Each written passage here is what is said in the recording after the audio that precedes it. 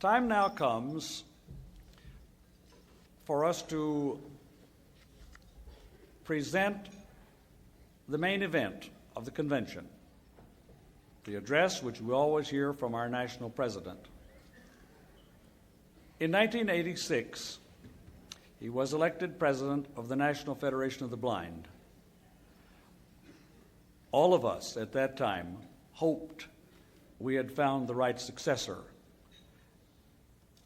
As 1986 became 1987, and then 1988, and we moved to the new decade, we were quite certain we had made the right choice.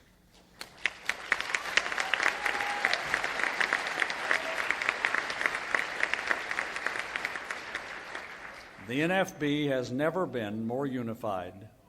It has never been stronger. It has never been more dedicated to purpose. And one of the main reasons for that is the good judgment, the strength, and the capacity of the president of this organization.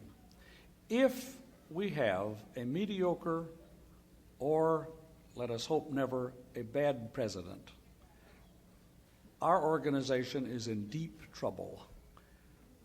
When we have an outstanding president, a top leader, then this organization flourishes.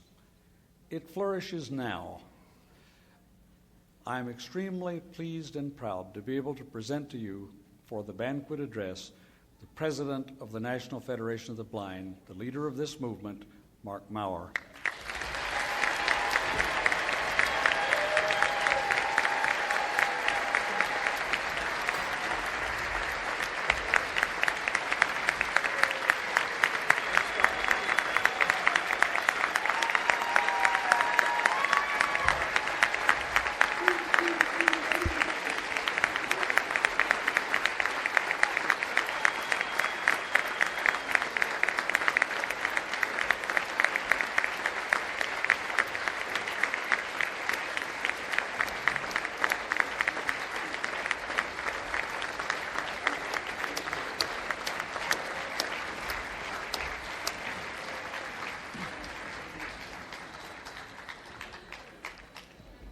Thank you very much for the warmth of that greeting.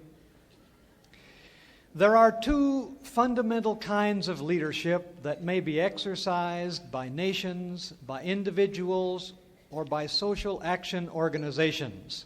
The first and more common is reactive. In times of crisis, the political leader must find ways to bring positive results from circumstances which present no good alternative. The second, and perhaps the more important, is creative. The political leader must anticipate what might be caused to occur if an action is taken or avoided, even though there is no event that demands an immediate response. Leadership is essential in a crisis if disaster is to be averted. But even more significant, leadership is vital when no crisis is imminent. In times of turmoil or stress, it is perfectly clear that something must be done. When there is no impending calamity, there is also no obvious need for leadership. But without leadership, there is only stagnation. If progress is to be realized, there must be leadership, especially when the exigencies of circumstance do not demand it. In 1970, the sixth largest corporation in the United States, Penn Central, declared bankruptcy. It did so because it owed hundreds of millions of dollars in short-term debt. Shortly before the filing with the bankruptcy court, leading financial planners contemplated the possible results.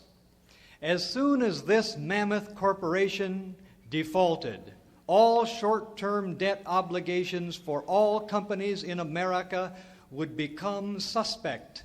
The short-term debt at that time amounted to over $40 billion.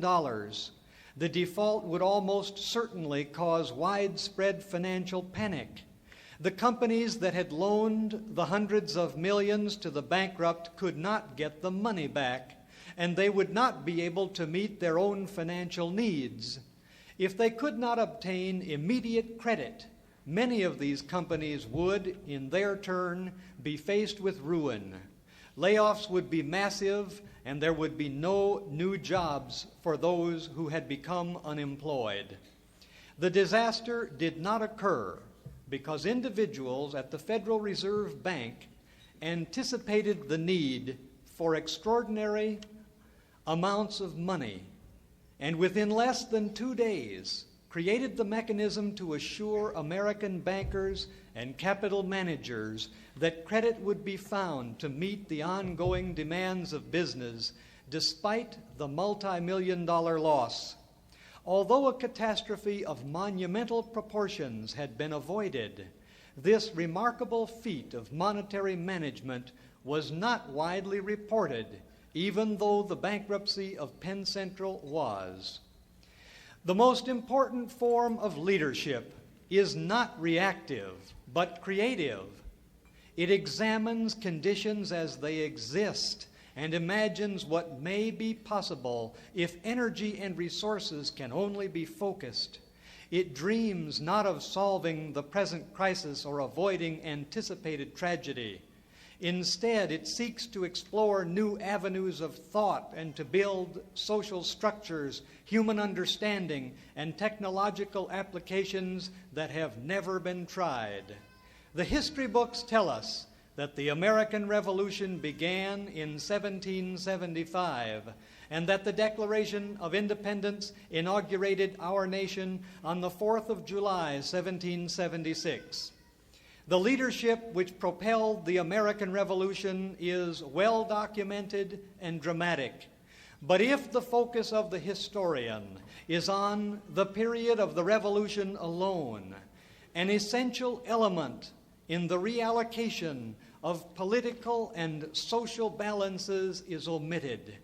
The leadership that occurred during the Revolution is of the kind that reacts to dire circumstance. The Declaration of Independence lists the evils which the Revolution was intended to correct. However, there is a theory which maintains that the most important form of leadership on this side of the Atlantic transpired before the first shot was fired and long before the Declaration was signed. To be successful, the revolution had to occur within a society which believed that the old order was no longer tenable. The military strategists could synthesize and implement the alteration, but the underlying reality of the thought processes, at least in large measure, needed to be in place. Otherwise, the population on the North American continent would not have tolerated the revolution.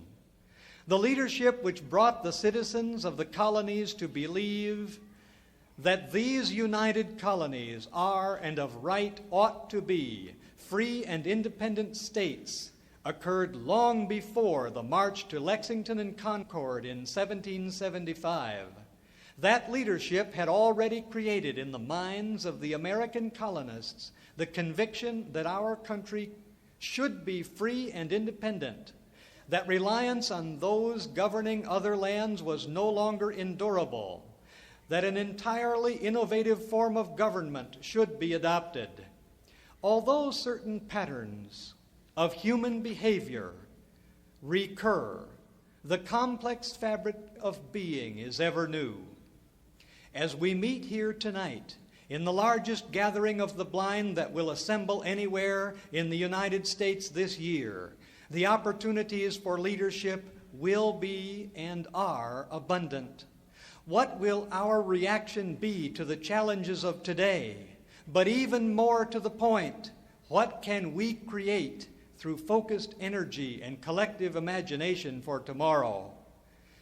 In 1940, when Dr. Jacobus tenBroek and a small group of other blind people brought the National Federation of the Blind into being in Wilkes-Barre, Pennsylvania, conditions for the blind were exceedingly poor. There was very little training, almost no opportunity for employment, and except for occasional social encounters, almost no chance for meaningful interaction. Schools for the blind had been established in many states, but almost without exception, these institutions had not found a way to encourage their students to become productively employed. Some sheltered workshops had been created, but the work was simple and repetitive, and the pay was dismally low. Modern training centers had not yet been invented. Almost no blind person had learned to travel confidently with a cane. Training in the manual arts, home economics, and communication skills was not readily available. When the Federation came into being on that eventful day in 1940, the notion of widespread productivity for blind people was no more than a shadow and a dream. What a dramatic contrast with conditions as we find them today, after more than 50 years of effort. Blind people are now students in the schools, colleges, and universities, both public and private. Employment opportunities for the blind are, for many of us, not a matter for the decades to come, but a reality of the present. Blind people have become teachers, farmers, factory workers, restaurant operators, scientists, engineers, and financial consultants. Increasingly, the blind are accepting the responsibilities of a job, a home, and a place in the community. Not only are we becoming participants in the social structure of our country, but ever more often we are helping to shape it. Some of us have become active in politics, and others of us are sailing the seas and managing race cars. Not all of the problems faced by the blind have been solved, far from it, but many have. Not all of the negative attitudes about us have been eradicated, but it is fair to say that all of them have been affected by our years of effort.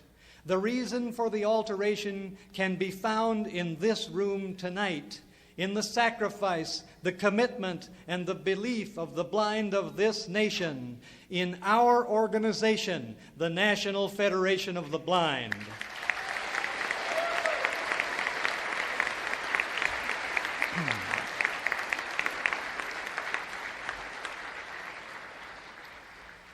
Until the establishment of the National Federation of the Blind in 1940, leadership in matters involving the blind was provided, to the extent that it was provided at all, by those in the governmental and private agencies doing work with the blind.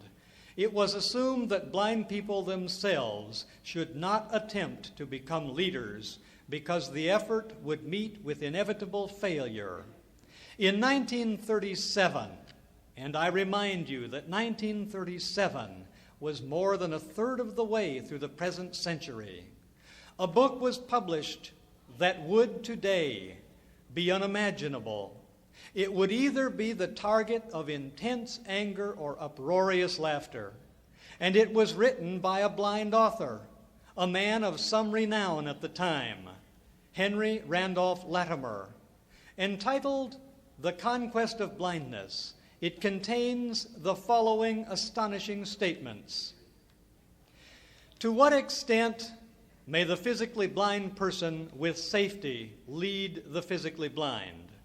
Time and time again, here and there, all blind societies have been formed with the avowed purpose of taking over the affairs of blind people, only to disintegrate through dissensions incident to their self-imposed isolation.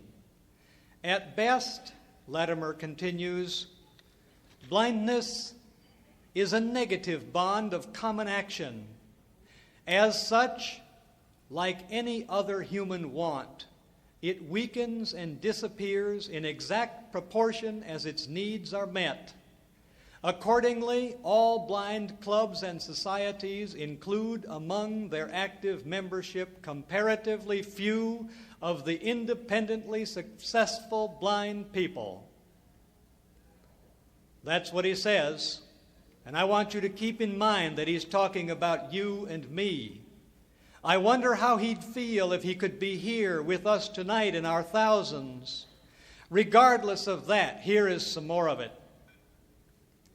On the other hand, their stronger members tend to become lukewarm and to seek more practical outlets for their superfluous energy. Thus, the less experienced and less capable members assume leadership in the affairs of the club, causing the society to lose impetus and prestige. Here, I guess, he's talking about me. And those of you who are national board members, state and local presidents, and state and local board members. But back to Brother Latimer. So it is, he continues, with few exceptions, that such societies contain within themselves the conditions of inertia and decay. It is as literary, musical, or otherwise mutually beneficial societies that all blind organizations prove most useful. It cannot then, he continues, be through the all-blind society that the blind leader of the blind finds adequate opportunity for the exercise of his leadership. The wise leader will know that the best interests of each blind person lie within the keeping of the 999 sighted people who, with himself, make up each 1,000 of any average population. He will know further that if he wishes to promote the interests of the blind, he must become a leader of the sighted, upon whose understanding and patronage, he says, the fulfillment of these interests depends. There is nevertheless no advantage accruing from membership in an all-blind organization which might not be acquired in greater measure through membership in a society of sighted people. Federationists take note. 3 years after Latimer's publication about the futility of the blind trying to lead the blind, Dr. Jacobus tenBroek, the blind person who would serve as the most striking illustration of the capacity of the blind for the next 25 years, founded the National Federation of the Blind, and incidentally,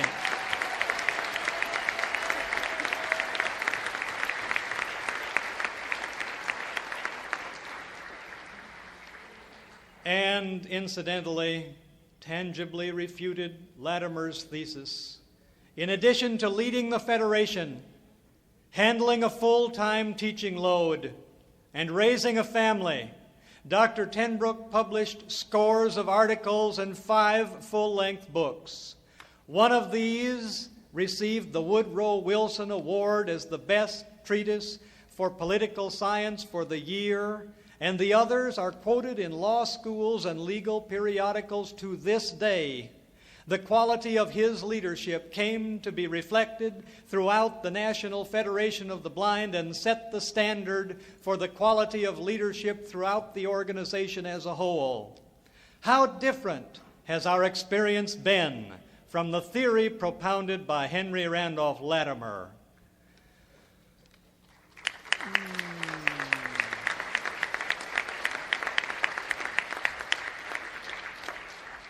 Although the Latimer thesis could not easily have been refuted at the time it was written, such is no longer the case.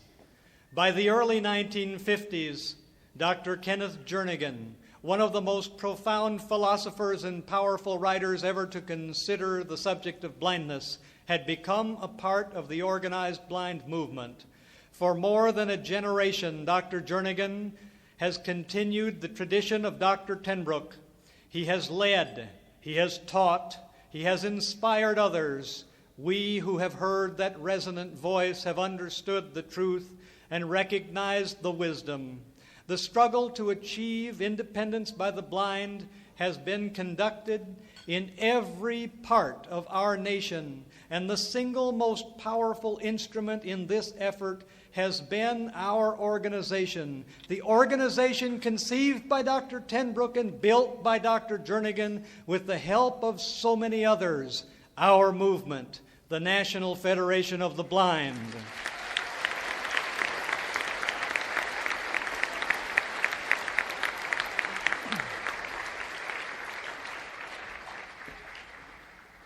If we who are blind possess leadership talents, why are we not leading? In many instances, of course, we are. But the examples of leadership among us have almost always been dismissed. They have not been regarded as a part of the normal pattern of human behavior. Instead, they have usually been ascribed to inspirational and miraculous powers. Miracles don't need to be explained. If you can explain them, they aren't miracles, but only science. A contemporary of Dr. tenBroek's is the blind World War II resistance fighter Jacques Lucéran, who was blinded at the age of 8. This Frenchman began his work of organizing one of the French underground resistance movements in 1939 when he was 16. With an original membership of 52 boys, all under the age of 21, this organization grew within a year to over 600. In 1943, Lucéran was captured by the Gestapo and sent to a Nazi prison camp. When inmates of the camp were freed in 1945, Lucéran was one of the few survivors. After the war was over, Jacques Lucéran sought a professorship at the university. Despite his heroism in fighting for his country, and despite his brilliant accomplishments at the Sorbonne, Lucéran was barred from the classroom. In the 1950s, he was eventually permitted to teach in France, and he later became a teacher in the United States, and finally achieved the status of full professor at Case Western Reserve University in Ohio. The leadership potential of this blind man cannot be doubted. Yet, the blind organizer and leader of the French resistance was prohibited from teaching in the very country he had helped to save. And why? Because he was blind. The notion that the blind can and should lead the blind is still sometimes resisted, even today, by some of the officials of the more reactionary governmental and private agencies for the blind who attempt to dissuade us from taking independent action. The notion that we might have full lives or think and act for ourselves is not even considered.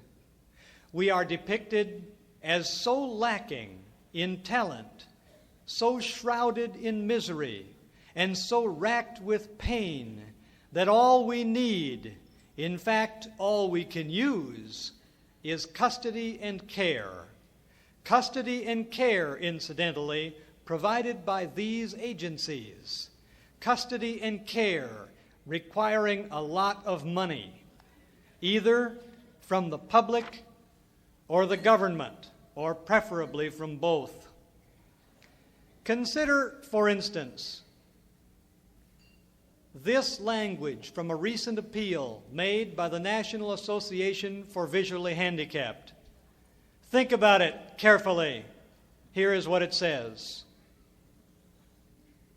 Summer, a time filled with sunshine and leisure, but not for everyone. There are those to whom the glare of bright sunlight means pain, to whom longer days mean longer periods of emptiness, to whom the change of season brings only heat and further isolation. Our unique services help ease the pain with visual aids, temper the heat with warmth and caring.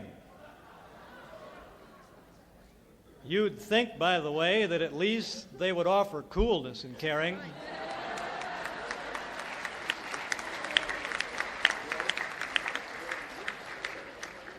But back to their appeal.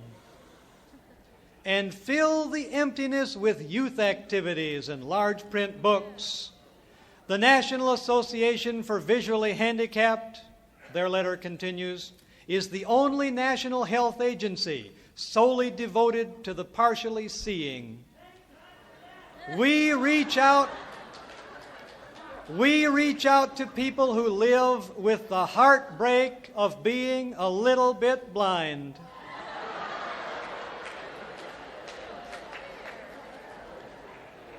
To whom the brightness of the day does nothing to clear the blur that is a loved one's face, nor offer a world different from that viewed as if through a rain-splattered window.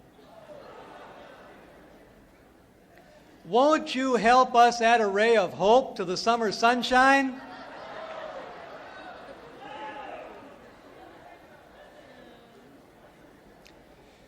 That, in part, is what the letter of the National Association for Visually Handicapped says, and what a picture. Are blind people ever lonely? Of course we are. Does blindness isolate? Sometimes it can. Are these the overwhelming experiences of blindness? Only if we leave the management of our lives to people like those who wrote this appeal.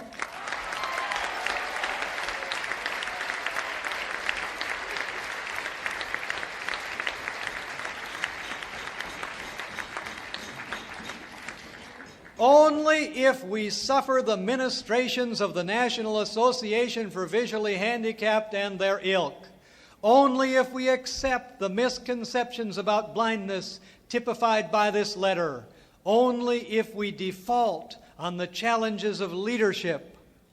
The National Association for Visually Handicapped says that it is working on behalf of the over 11 million visually impaired in the United States.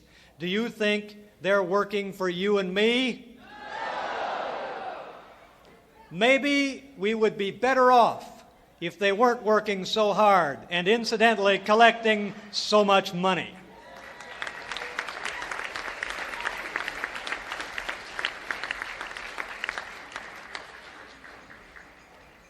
If their help consists of telling the world how lonely and isolated we are, how racked with pain we can do without it, let them keep their visual aids and youth activities.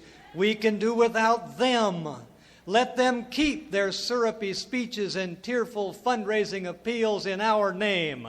We can do without.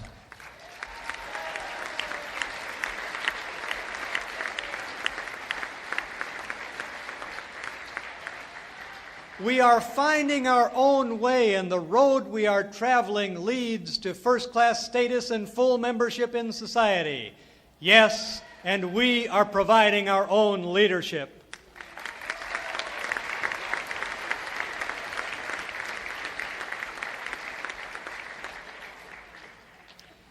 In 1991, Pantheon Books released the American edition of Touching the Rock, An Experience of Blindness by the blind professor John M. Hull.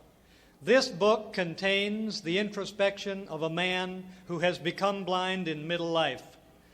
Hull's feeling of dependence resulting from his belief that the blind are less capable than the sighted is expressed in his attitude toward walking with a friend. Here are portions of the text.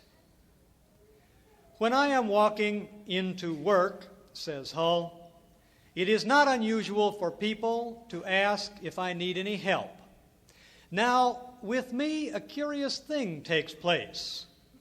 I lose my independence as soon as I accept my friend's company.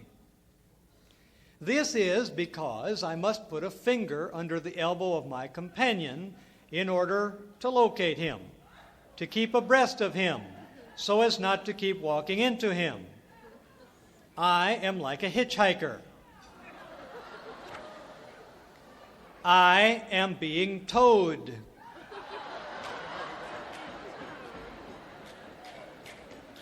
Moving more rapidly than would normally be possible. Moreover, he continues, we have to have conversation. If you are walking along with somebody for company, you talk. This means that I cannot devote to my route the concentration which it would normally require. This means that a sighted person cannot simply accept my company. Through no fault of his own, he has, by walking with me, deprived me of my independence. Through no fault of my own, I have sacrificed my independence for the sake of his company. He then becomes responsible for me. He becomes like a car towing a caravan. It is his responsibility to make sure that the vehicle he is towing is still there, i.e., that I do not become detached from him at some crucial point of the route.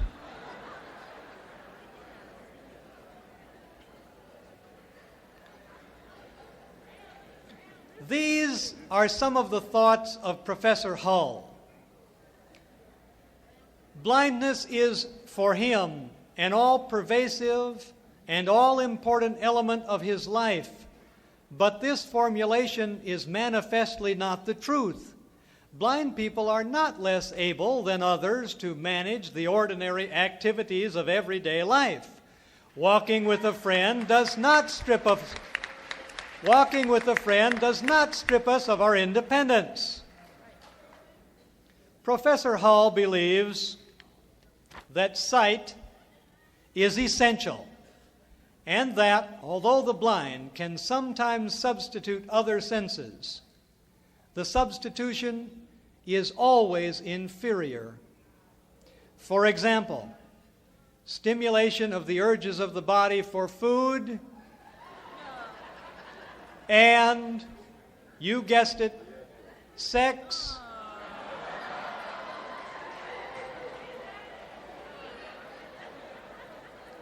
are, according to Hull, primarily visual.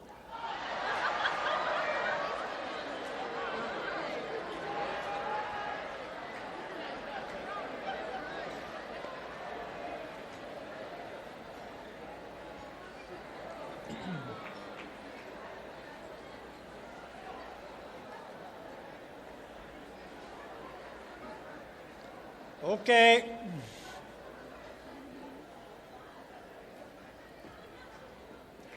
Here,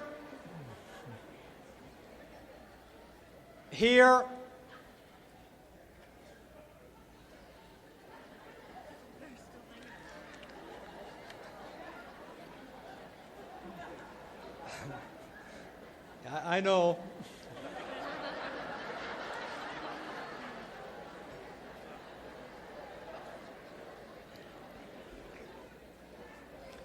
Here, in part, is what he says. Early in infancy, we learn to associate our desires with the visual images of the things which satisfy them. So complete is the identification of desire with image that it becomes difficult to distinguish between I feel hungry and I want to eat that food which I see there. Blindness dislocates this primordial union of desire and image.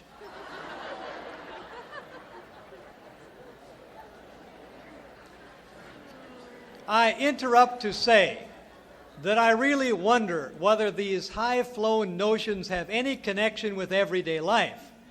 Is there really a primordial union of desire and image?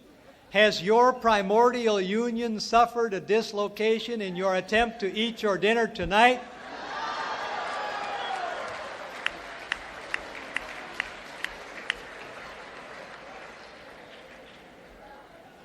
But back to Professor Hull. Naturally, he continues, sight is not the only sense to be involved. As always, however, sight is the foundation upon which other senses build. I am often, says Hull, bored by food. Feel that I am losing interest in it, or cannot be bothered eating.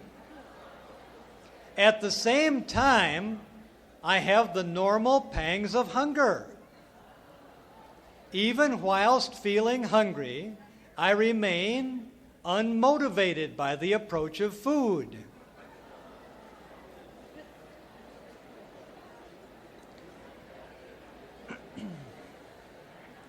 Something rather similar, he continues, seems to happen in the case of sexual desire.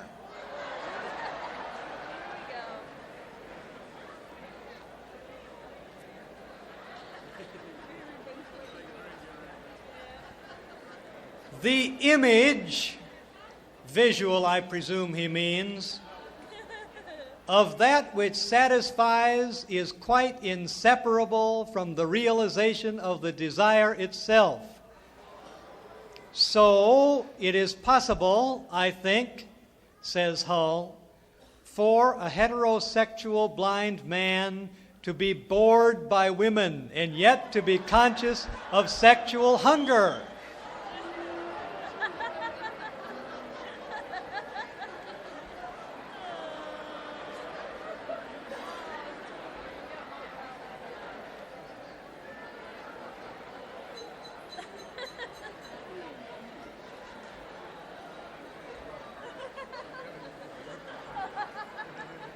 Hang in.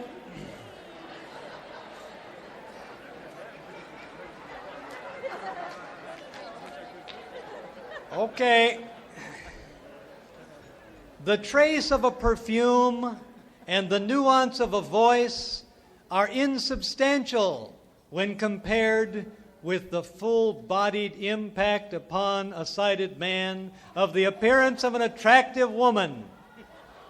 There must be many blind men who wonder whether they will ever again be capable of genuine sexual excitement.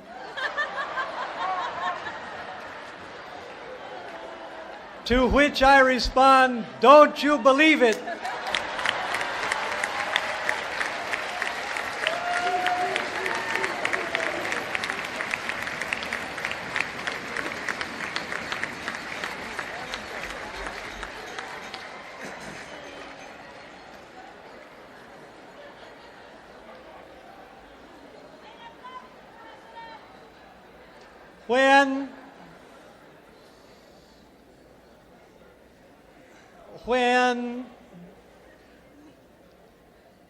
When you are hungry, do you find yourselves uninterested in food?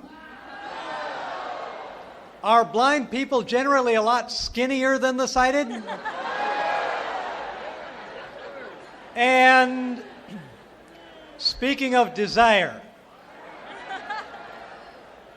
perhaps I should address myself to the men.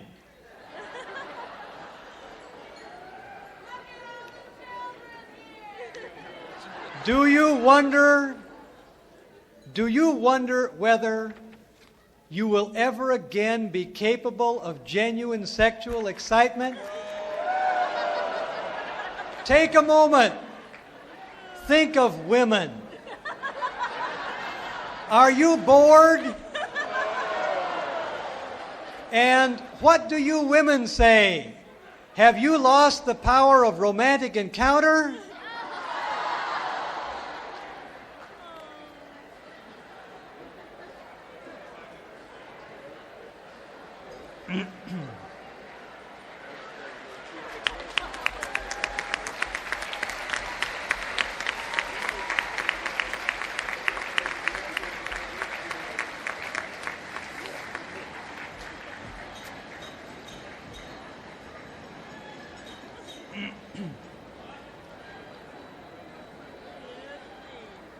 It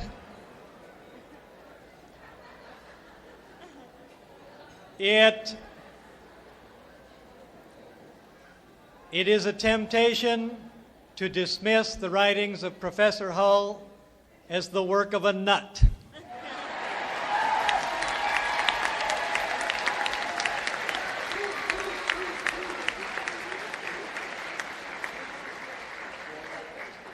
However, the Washington Post says of his book that it glows with a light that enables the sighted to see a world beyond ordinary experience, and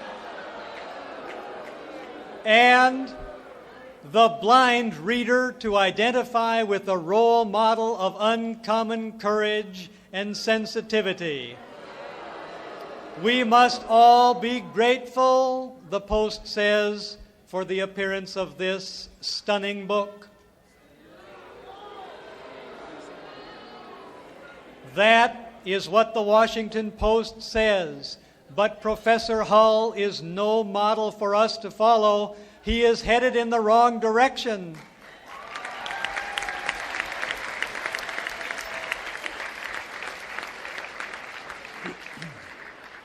He believes that he is weaker and less capable than his sighted colleagues, and perhaps he is. But the problem is not his blindness. If he could only know the members of the National Federation of the Blind, if he could know and follow the example of that other professor, Dr. Jacobus tenBroek, what might his life become?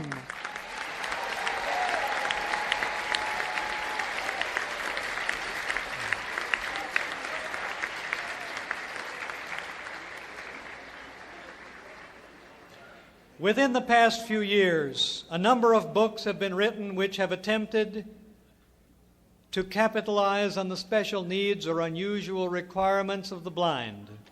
One of these books, entitled One Way or Another, A Guide to Independence for the Visually Impaired and Their Families, is a compilation of helpful hints.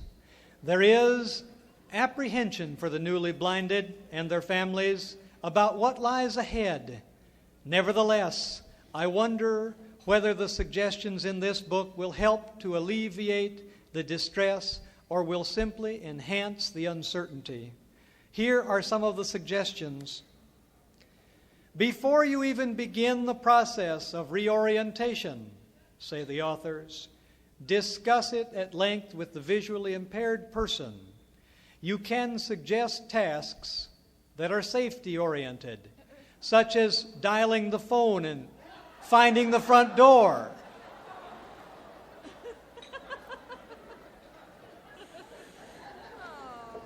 Don't make decisions for him. If he wants to keep the elaborate furniture arrangement and learn to navigate around it, so be it. Applaud his sense of adventure and determination. Don't insist that he move all the furniture against the walls just because it would make the reorientation easier for you. These are the exact words of the book, and the question comes to mind, are the authors serious?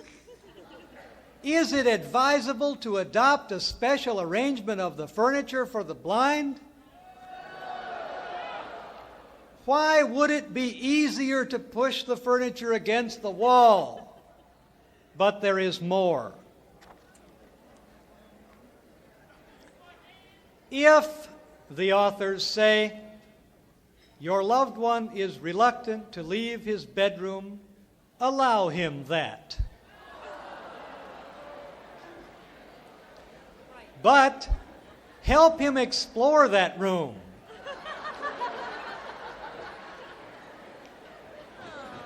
Show him every inch.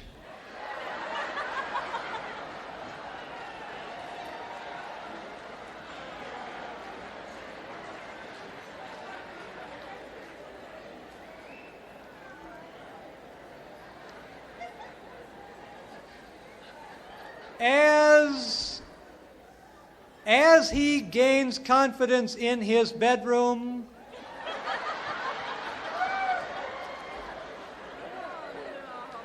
he will soon want to branch out and reacquaint himself with every room in the house. Ask if he would like you to set up guide ropes or landmarks as temporary aids to help him find his way around.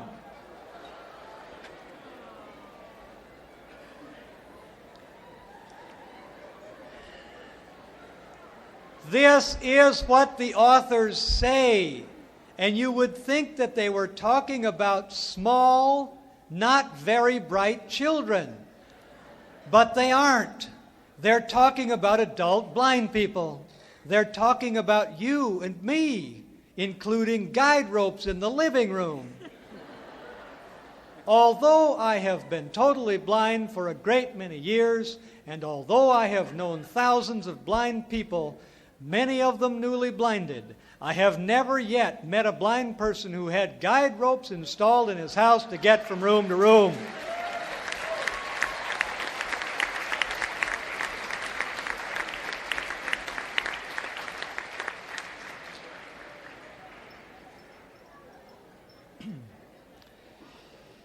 In 1568, the Flemish artist Pieter Bruegel painted the parable of the blind, also entitled The Blind Leading the Blind. 6 blind men are depicted traveling together. The 6 form a line by having the second man hold to the first, the third hold to the second, and so on until they are all connected. The leading blind character has fallen into a brook, and the second is in the act of falling. Those still erect are clearly headed for the same fate. The blind men apparently suffer from at least 5 different kinds of eye diseases. The accuracy of detail in the painting is noteworthy because at the time it was completed, very little was known about the diseases of the eye. Blindness, it was believed, was the result of bad gases rising from the stomach.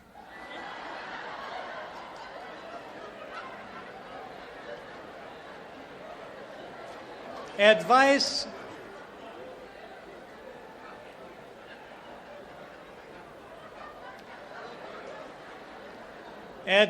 from doctors of the 16th century to those suffering eye disorders was that an attendant should be found to blow into the eye gently with a breath sweetened by chewing cloves or fennel.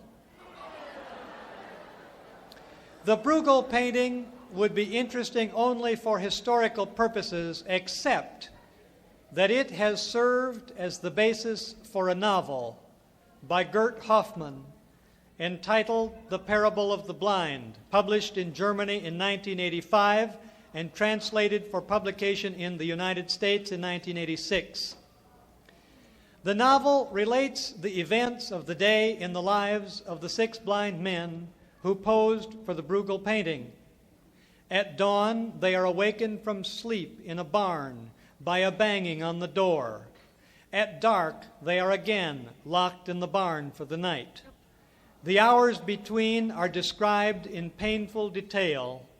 The 6 are shown as cringing, self-centered, suspicious, but above all, stumbling, unfit, inept.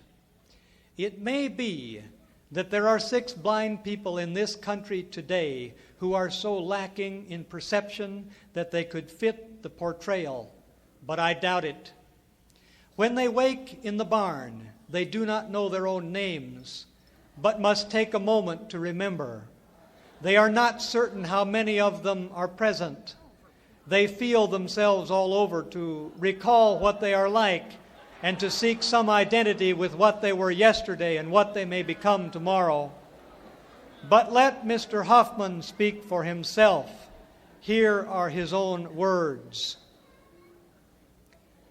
A knocking on the barn door drags us out of our sleep No, the knocking isn't inside. It's outside where the other people are. Yes, we call as we crouch there. Now, what do you want of us? And he asks if we've forgotten about being painted today. So we must get up now and go to the village green. It's time, the knocker says. We have to walk around in the village a bit to practice. And why walk around? Because we've got to practice the walking that will be painted, the knocker says, especially the stumbling and falling, the different kinds of fall. But aren't we going to be painted sitting? No, not sitting, the painter says. So we're going to be painted walking, stumbling and falling and screaming. Do we have to practice screaming? He doesn't know. Probably we'll have to. Wait, we call, we're coming. Slowly clawing at one another, we get out of the straw, struggle to our feet. Then we grope at ourselves and at one another. Then we pass our hands over our bodies. Yes, we're still the same people as yesterday. And probably to the end we'll be yesterday's people. And gradually now we remember ourselves better. Down to the smallest details.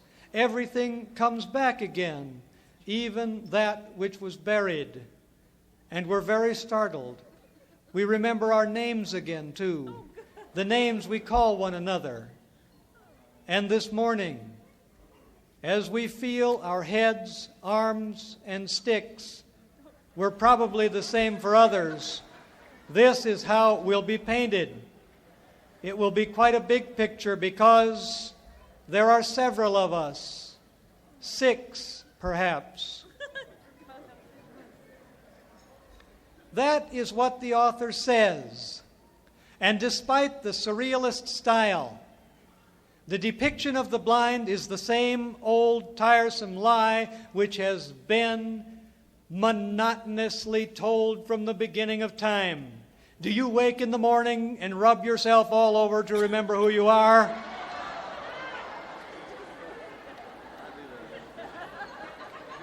Do you have to work to recall your own name?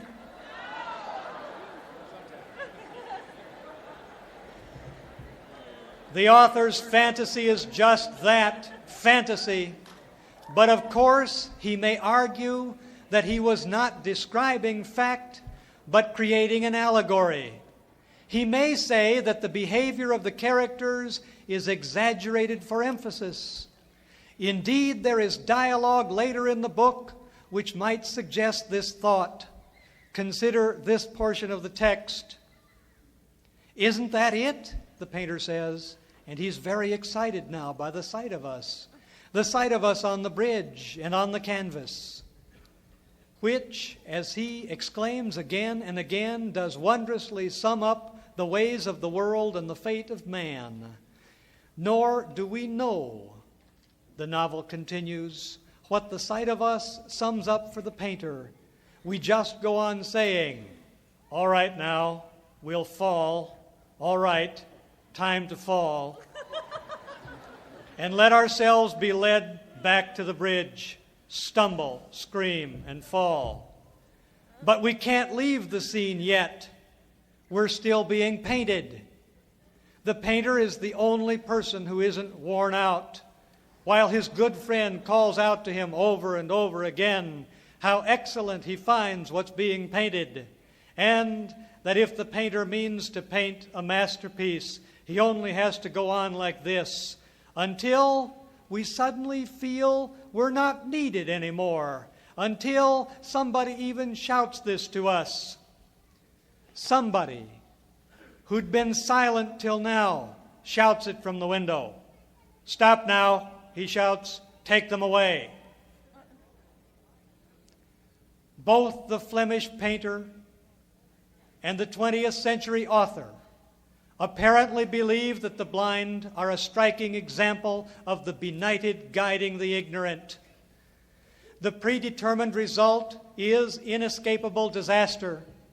but their characterization is not the truth. We who are blind are not forever bound in intellectual isolation. Blindness does not equate with stupidity. We possess talents, and we are living demonstrations that we can be creative.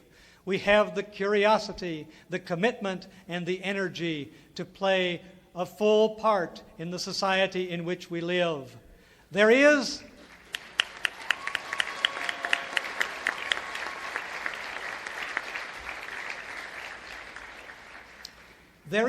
at least one other way to interpret the Hoffman parable.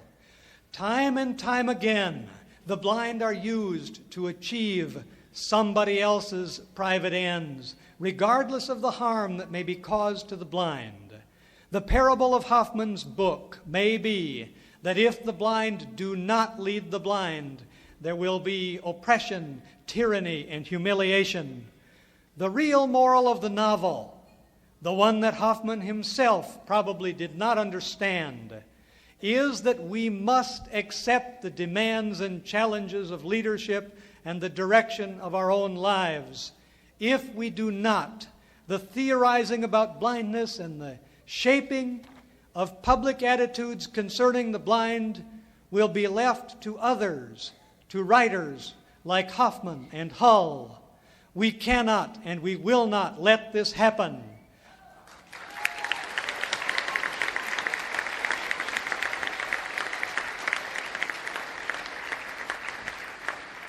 Hoffman's parable is not ours. It may have had power for a different era, but that time is no more. We are the blind, the organized blind, and we intend to lead.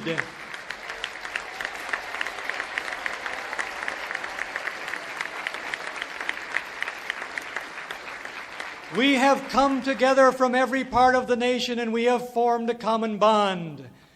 We think and write and act for ourselves. We are the National Federation of the Blind.